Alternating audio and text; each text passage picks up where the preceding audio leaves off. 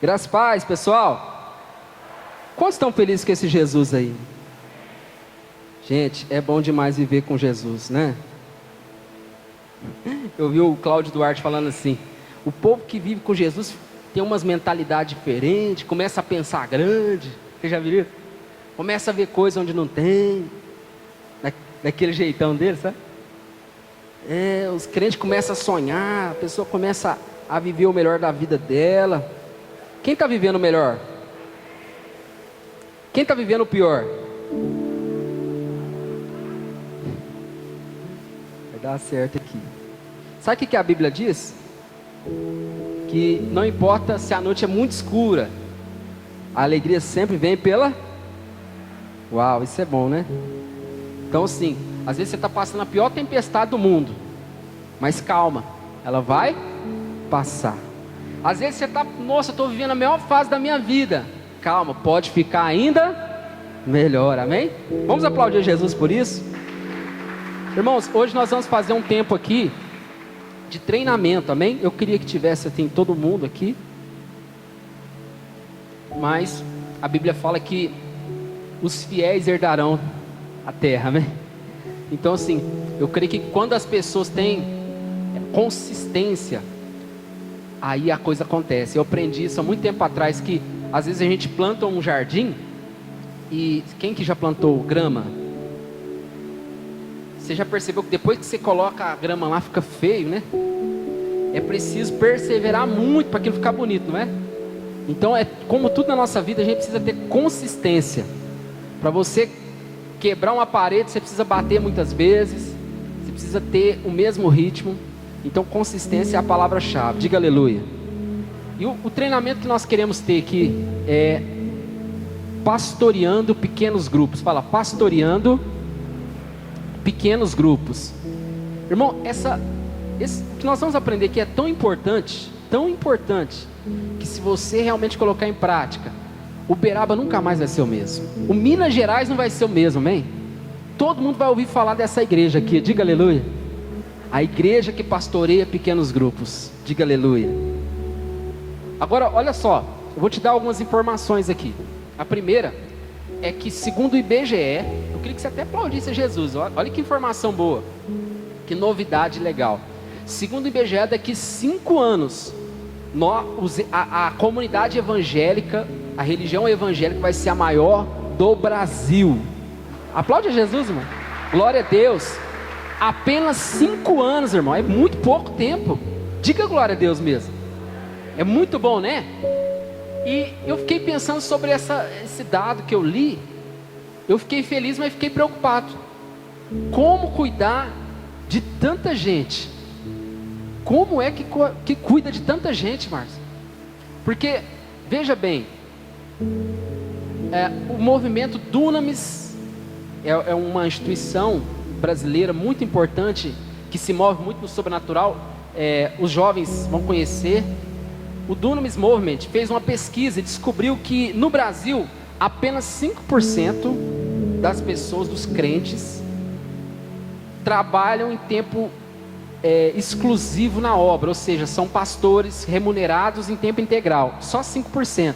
Ou seja, 95% tem toda uma vida secular, de trabalhar e tudo mais. Diga amém.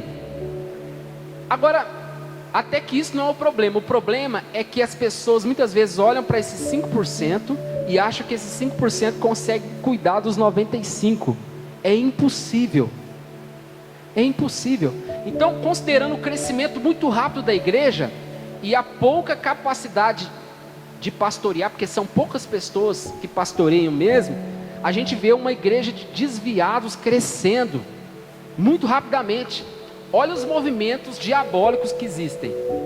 Roseli, existe um movimento que chama Os Desigrejados, uma classe de crente que acredita que pode ser cristão sem a igreja.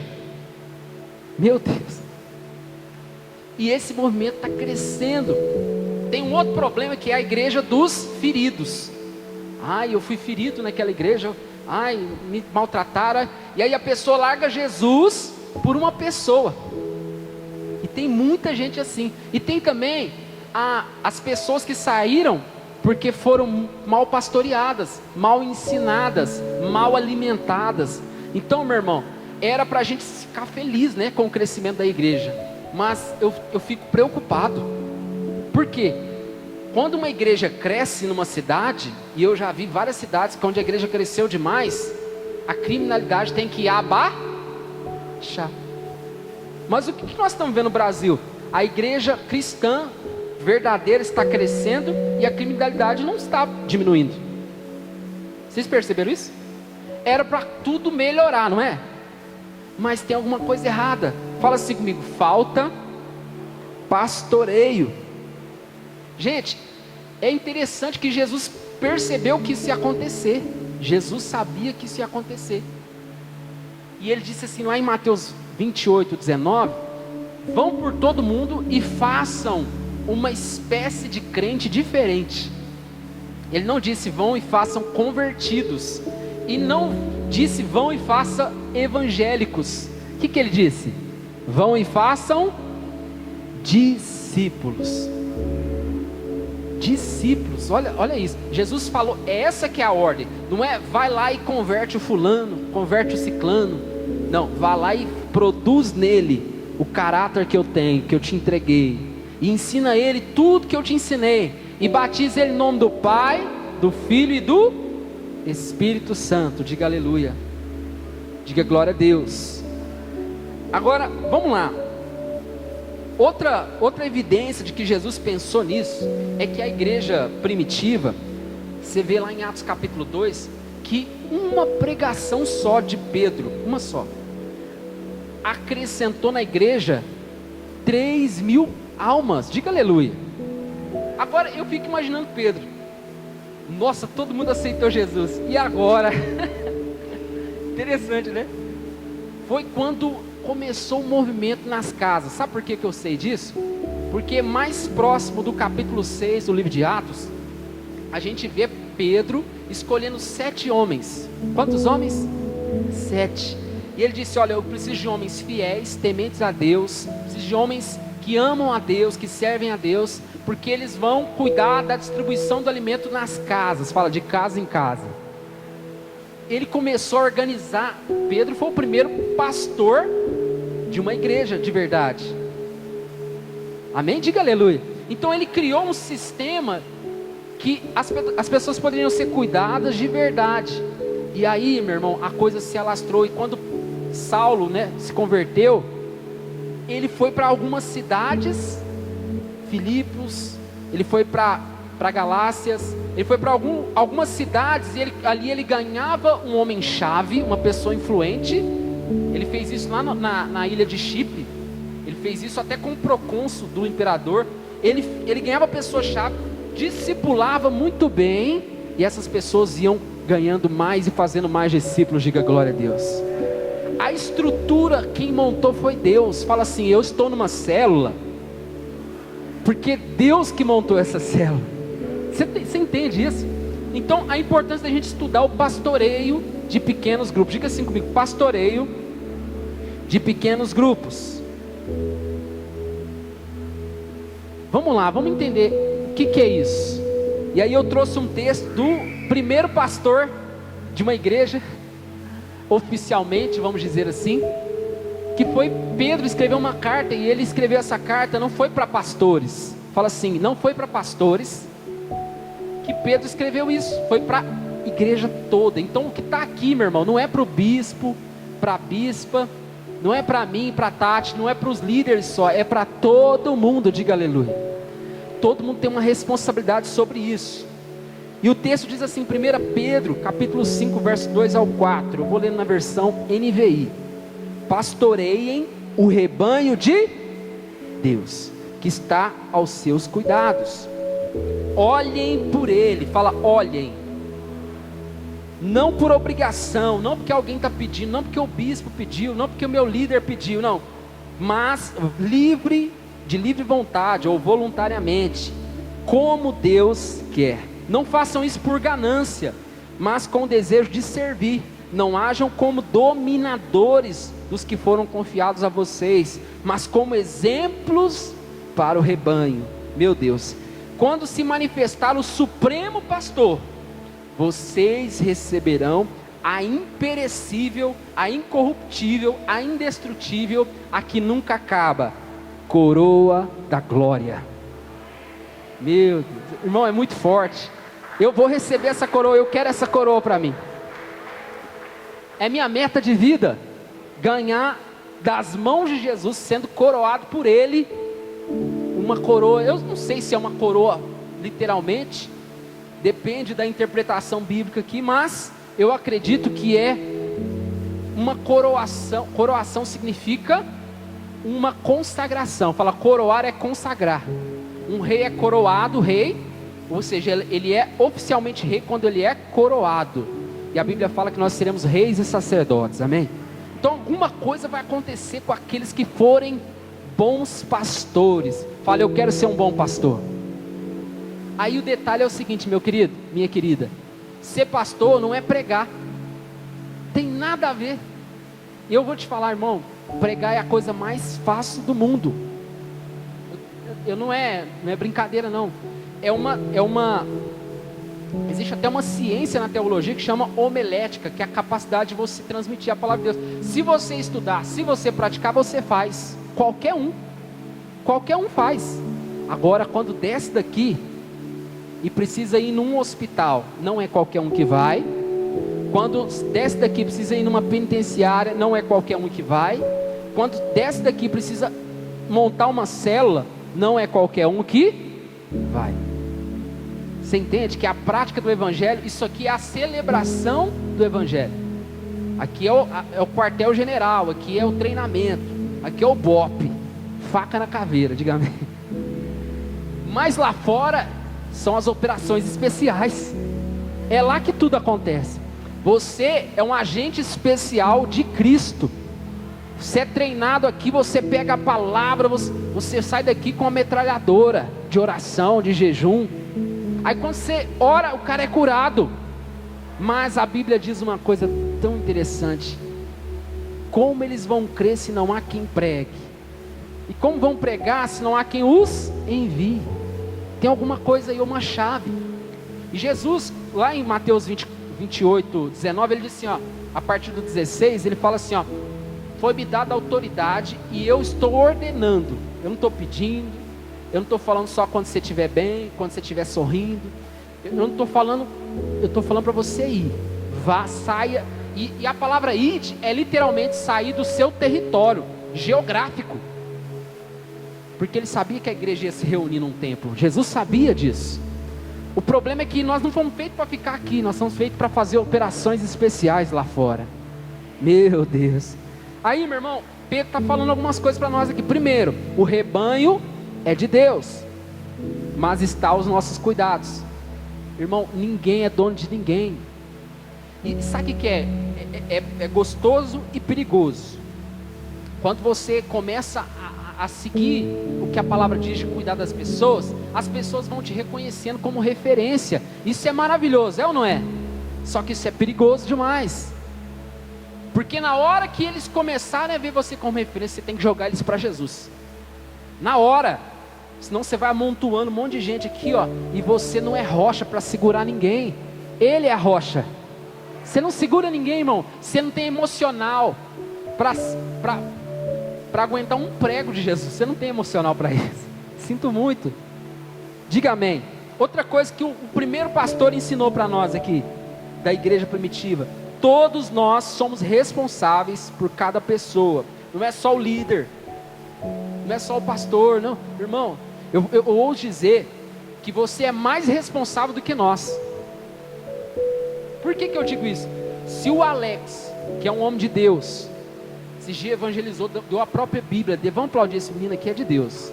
Ele pegou a própria, desculpa se eu não podia falar, ele pegou a Bíblia dele e abençoou, porque ele estava plantando uma semente poderosa de evangelismo ali, de cura, de salvação. Quando esse cara ganhar essa pessoa, eu não lembro se é menino ou menina, é sua irmã?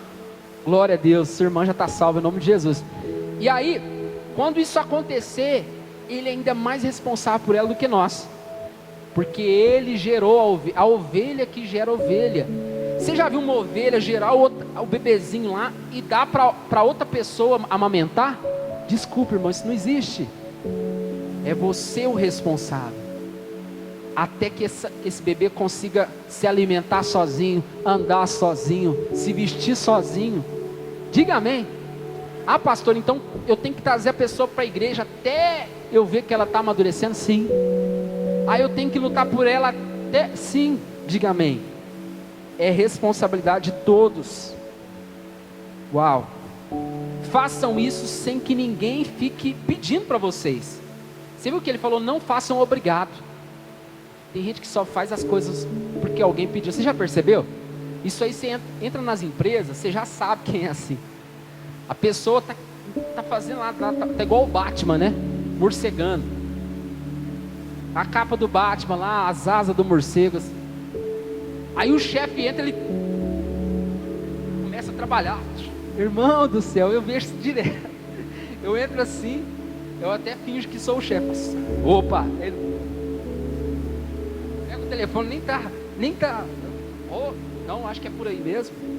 Passa por ali e tal. Irmão, isso tem demais. Por que tem isso? As pessoas nesse mundo têm uma maldição, preguiça. É uma maldição. Sabia que a Bíblia fala que é uma maldição? Provérbios fala que o preguiçoso não lavrará. Ou seja, ele nem poderia comer. Você sabia que a Bíblia fala isso? O preguiçoso, ele não deveria nem comer. Ele não tem esse direito. Diga amém. Que silêncio da morte. Meu Deus. Gente, é isso mesmo. Então, não espera ninguém falar não. Esse dia eu senti que é um rapaz de uma célula. Eu falei, gente, estou sentindo falta de umas pessoas aqui. Aí eu tenho uma lista no meu computador do nome de todos vocês. Aí, de vez em quando, toda segunda-feira eu olho quem que não veio, quem que faltou, se faltou mais de uma vez, eu mando um WhatsApp. Ele já recebeu o WhatsApp meu. A maioria dos homens já recebeu um WhatsApp meu.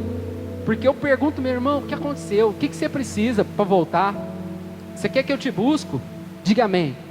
Eu me sinto responsável, irmão, porque eu estou dentro. Falei, eu estou dentro. Eu estou de cabeça aqui. Quem está de cabeça com Jesus? Pode. Agora eu queria que você ficasse atento. Líder de célula, auxiliar e membro. Que às vezes você fala, eu não sou de célula, então não tem nada a ver com isso. Irmãos, você lembra que ninguém ficou sem um talento lá em Mateus 25? Todo mundo recebeu talento, recebeu aquele valor financeiro. E Jesus falou, aquele senhor foi viajar, uma viagem longa, mas ele volta. E mesmo que você não tenha a capacidade, porque ele deu talentos conforme a capacidade que cada um tinha de administrar, mesmo que você não tenha sido chamado para ser líder de célula, você foi chamado para alguma coisa. E o que você está fazendo? Ah, eu parei, eu tirei férias. Ah, eu não vou fazer não, irmão. Quando ele voltar, ele pega o que você tem, dá para aquele que fez, e você fica fora do reino de Deus. Desculpa, aqueles que pregam a graça, não a graça que salva, a graça que salva, mas o que te mantém salvo é o que você faz por ele. É o seu chamado que protege sua salvação, meu filho. Tem uns pregadores na internet que falam assim, nada que você pode fazer tira a sua salvação. Eu tenho uns 200 versículos para contestar isso aí. Ao vencedor darei o direito de comer, de sentar-se comigo no meu trono. A Bíblia fala até em Hebreus 4:6 que alguns é impossível reconciliar, porque provaram o dom celestial e não quiseram Jesus. Então quanto mais você conhece dele, mais depende só de você continuar nele. Diga aleluia. Então alguns sinais de que você pode não ser um bom pastor na sua célula. Você fala, mas eu não sou pastor, não sou nem líder. Mas você já cuida de pessoas. Você já deveria estar cuidando de pessoas. Diga amém. Alguns sinais, pode passar. Aí, esse mesmo. Primeiro sinal, a célula fica mais de 30 dias sem uma comunhão. Aí você vai falar, mas eu não sou líder. Mas você fala para o seu líder assim, olha, a gente está precisando fazer uma comunhão. Vamos lá em casa, vamos lá para minha casa estourar uma pipoca e assistir um filme. Ou vamos fazer alguma coisa.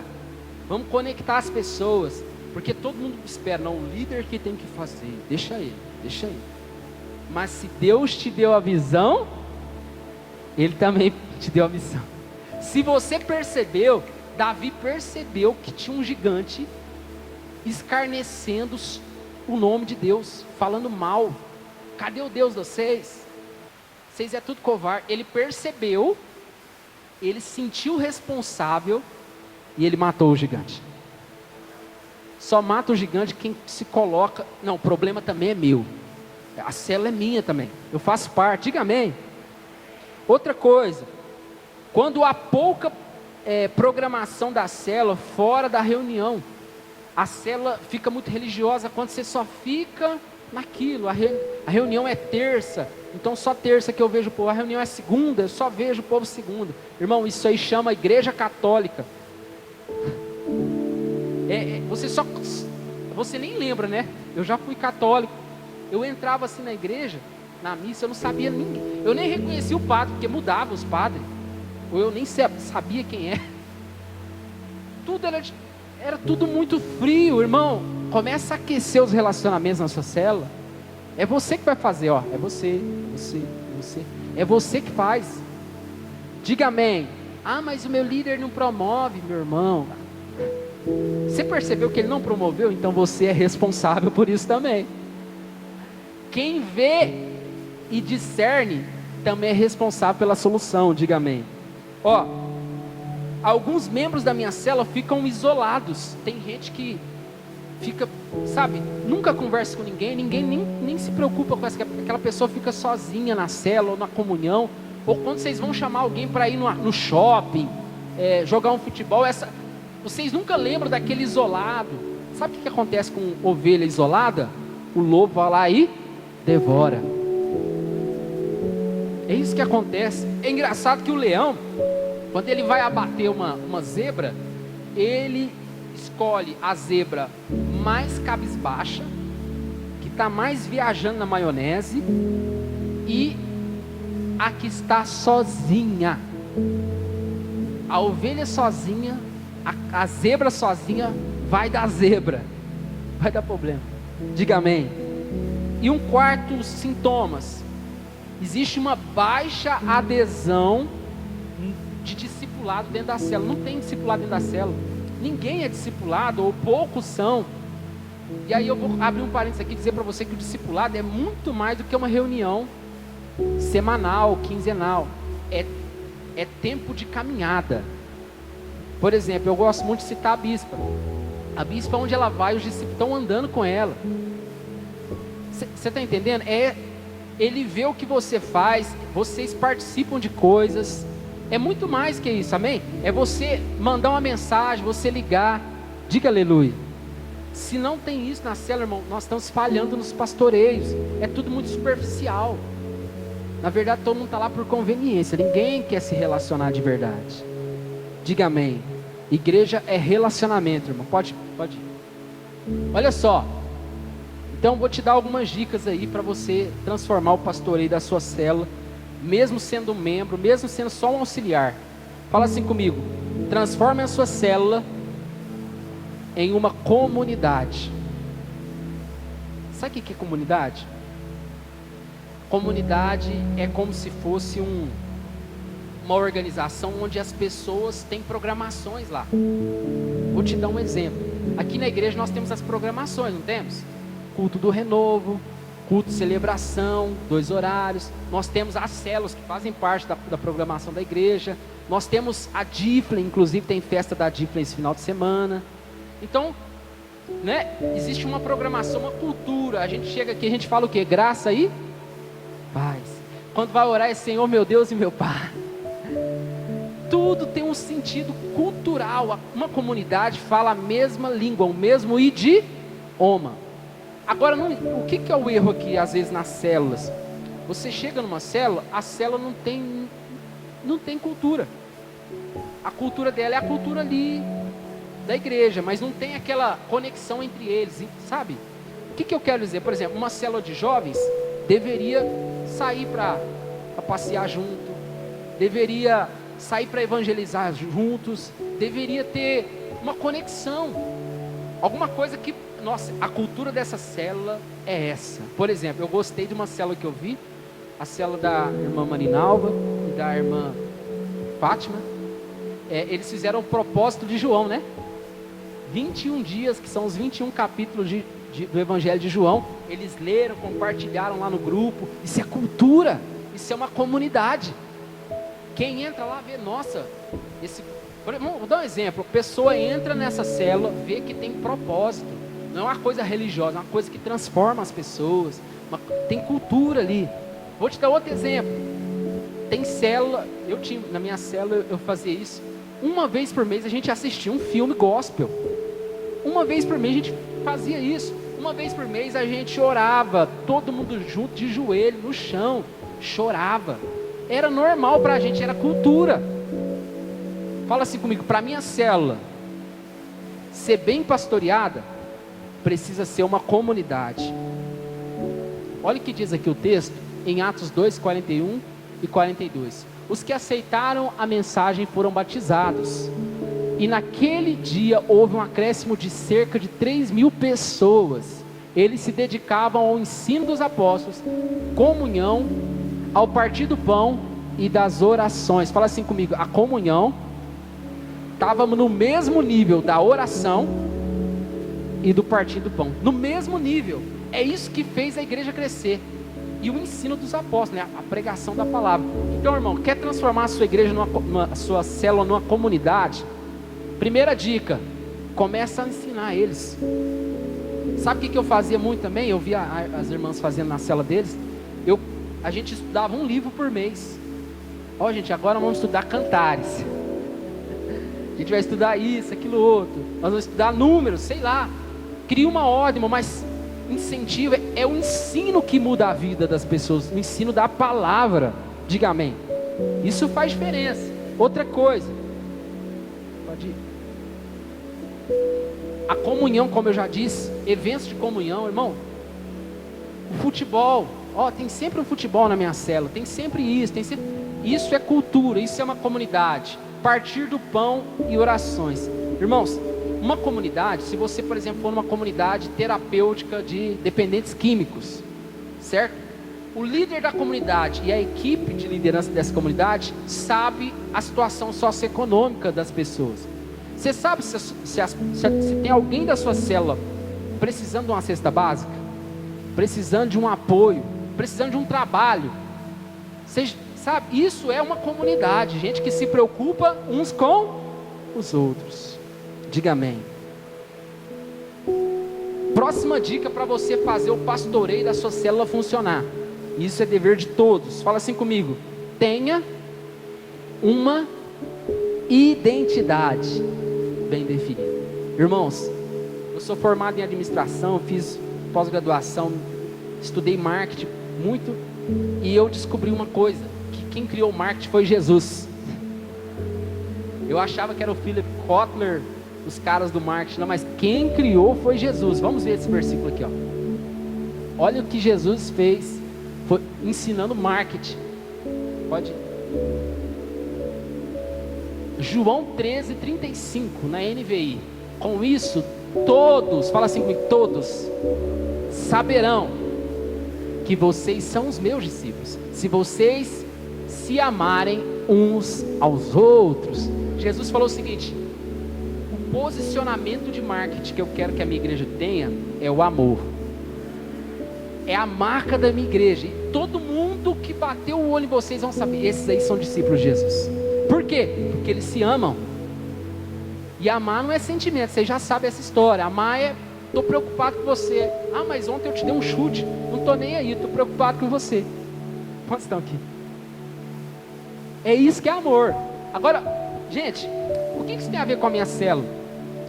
Qual que é o marketing da sua célula? E eu gosto muito de falar, por exemplo, das células que tem uma logomarca, literalmente. Tem lá, as células Zion tem umas montanhas lá, né? Significa o Monte de Sião. Raio Sagrado tem o raio, literalmente. A célula Essência tem lá os meninos lá reunidos. Isso mostra a cultura. A cultura deles é o quê? Cultura de comunhão. Tem a do Espírito Santo, né? Que tem a pomba, né? Simbolizando fogo. Entendeu? Então assim, isso é marketing. Só que marketing é muito mais do que isso. Identidade é muito mais do que isso. é o jeito de cumprimentar, é o jeito de falar, é o jeito de compartilhar a palavra, é o jeito de rir para as pessoas, é tudo isso. Então, qual é a identidade da sua célula? Por que isso tem a ver com pastoreio? Por que isso tem a ver com pastoreio? Porque quando as pessoas fazem parte de algo que elas se conectam, elas não deixam a igreja mais. Não deixam. Você pode olhar, irmão, quem gosta da bispa não sai da igreja.